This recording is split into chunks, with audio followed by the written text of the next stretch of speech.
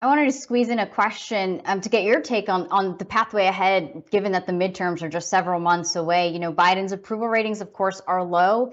And there are a number of vulnerable Democrats within the caucus who are saying that maybe Democrats should just really start focusing and messaging on things that you all have been able to deliver on, could possibly deliver on, like this America Competes Act, instead of the things that you haven't been able to. I'm curious to know what is right now the pathway to keep the majority, given that even just a couple hours ago, the DCCC added more members to that frontline list, to that vulnerable list. And the reason we're adding more members to that vulnerable list is because we've got redistricting taking place that's unfair. Georgia, for instance, has redistricted to be unfair. They put Carolyn Bordeaux and Lucy McBath in the same district. Why? Because they're being unfair. And that's why lawsuits need to be filed down there, not to say that we've got a Supreme Court that will be fair. I don't think they're going to be fair on women's rights. I don't think they're going to be fair on civil rights. So we are in a position of needing to do some things. Hopefully, the people will understand that we are dealing with a problem with our courts in many instances.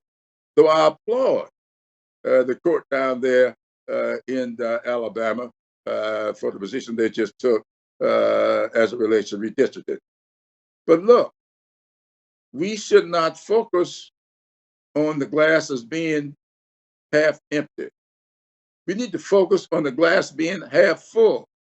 We've passed the Rescue Act. That might have gotten us 25% of the way, a quarter of the glass. We've passed the infrastructure bill. That got us the half full. We have not yet passed Build Back Better, which will get us 3/4 of the way, nor have we done voting rights, which will give us the full glass. But let's concentrate on the glass being half full, and we still got time to try to get the glass full up the rest of the way. So, we can talk about what we haven't done.